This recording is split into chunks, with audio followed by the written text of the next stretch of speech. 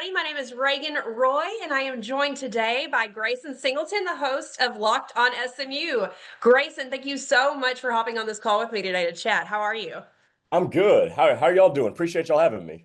Thank you. Yes, it's in the trenches of high school football season. It's a crazy time.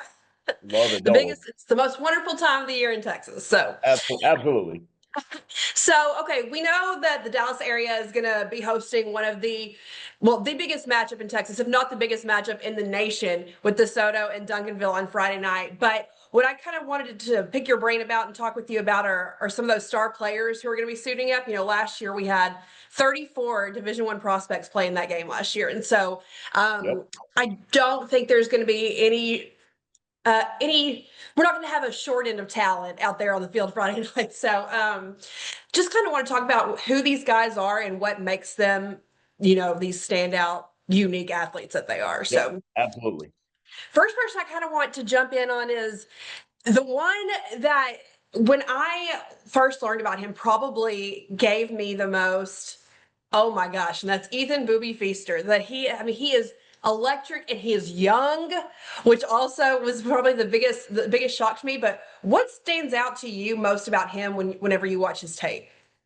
Well, he is young. He reclassified from the 2027 class to the class of 2026 that he's in now. Four-star guy, consensus across the recruiting industry, committed to USC right now. What stands out to me the most is his combination of size and playmaking ability. 6'2", 180 pounds. So he's already got a body that's built for the next level. But what also is built for the next level, I think, with him is his ability to make plays after the catch. And that's so important in this day and age of football because both high school and college has leaned all the way into the RPO and leaned the run pass option. And because of that, you're going to have guys who can break tackles and, turn a short pass into a long gain. And Boobie Feaster can do that. So you combine that with his size and his ability with speed and to break tackles and maneuver around defenders. Man, it makes a lot of sense why he's so unstoppable at the high school level. Absolutely. And, the fact that he has been recruited by nearly or offered by nearly every D1 program in the country, he's ultimately has a hard commit to Lincoln Riley and USC. At the next level, do you see him fitting in more as best as like a slot receiver or an outside threat when he gets up into the Big Ten next Yeah, year? I think I think he could do both, but he is the prototypical outside X wide receiver. Like he is the guy that you can build your receiving room around. The 6'2" frame. He's very good with his releases off the line of scrimmage, and he's a good route runner too. But he also has such great body control around the sideline and in the back of the end zone that makes him the prototypical outside wide receiver. So he can do everything in the route tree. He is great in terms of contested catches, physical at the catch point, and good strong hands. So this isn't a guy that I think you're just going to throw into the slot and say, hey, be a matchup mismatch, as a quick type of guy. No, this is a dude that can take on the best corners in the country and go one-on-one with them and make plays. I mean, he can be a 65, 70 catches a year type of guy at the next level. Yeah, watching him kind of reminds me of DeCorian Moore, who's playing for the Oregon Ducks now. And, he was at DeSoto last year. So I like, or Duncanville last year, my apologies. But I see so many similarities between those two and just the talent that comes out of that area. And the fact that he's, like you said, he's so young. He's 16 years old. It Mhm. makes everything he does makes it even more impressive. So, Yes, no, um, exactly. okay, so we've also got SaRod Baker. He's been a consistent kind of workhorse for DeSoto. What makes him such an effective ball carrier? His vision, he has really good vision once he gets the ball in terms of finding the holes and knowing when to hit the holes, setting up his blocks and things like that. He is a very slippery dude as well. So even in tight spaces where you're running between the tackles, he's very hard to get a real good shot on. And then obviously he's going to have that speed that all top end running backs are going to have. But just the wiggle that he has and his ability to also run over you as well, because there's not a whole lot of guys with the combination of size and strength and speed and agility. He's Mhm. got all three of those. 5'11", 195 pounds, can run over you, can run around you. Like that's what makes him so special is that he can do it all for this DeSoto team. What? So when these colleges come and look at him, when these recruiters are out, what do you think they should be really paying attention to when they evaluate him? What is going to stand out and be that one thing that he can bring to the team that they may not have at this moment? Well, he's currently trending toward TCU. He's been trending in the recruiting industry toward TCU for a couple of weeks now, and they've got a creative offensive coordinator in Kendall Briles. And one thing that really stands out about him, excuse me, is his positional versatility. Now, he plays a lot of running back, but there's a lot of tape where he lines up in the slot as a wide receiver. So he's very good catching the ball out of the backfield. He's good at sensing space in terms of route running and not. He's not the most polished route runner, but he's a running back, so he doesn't need to be. But the fact that he can line up out there and be comfortable and put that on tape, especially with him catching the ball as a wide receiver, if you have a creative offensive coordinator, the sky is the limit for what you can do with this kid because of how versatile he is. Absolutely. So let's flip to the other side of the field now for Duncanville. I mean, how can you not be an incredible player if your name is Maximus the Great Denson? I mean, that is a lot to wear on your shoulders. Just the name in itself, it's amazing. Absolutely love it. Reminds me of Lil Jordan Humphrey. I wish they would have been on the team together, and that would have just been the best roster ever. But he's still a young quarterback, but he's been showing plenty of poise this year as the play caller. So, what stands out to you most about his play this season so far?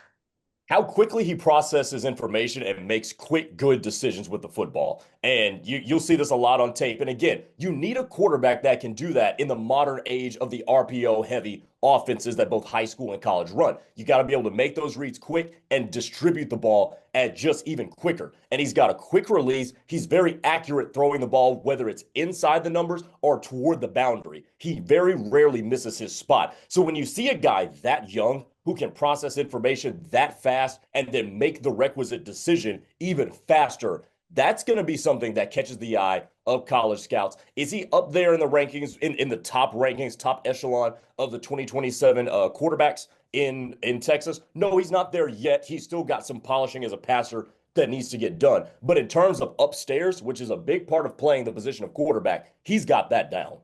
Okay, and that kind of feeds into my next question, but you kind of touched on that he has not hit that upper echelon of the top tier, top 1% quarterbacks in Texas. We know that quarterbacks in Texas are a rare breed. So what do you think? You said he's got the smarts, just polishing his playing at this time. So what if you're evaluating him, if you're looking at him and saying, okay, these are the steps I think he needs to take, and then I think he can be up there with these other elite quarterbacks in the Lone Star State.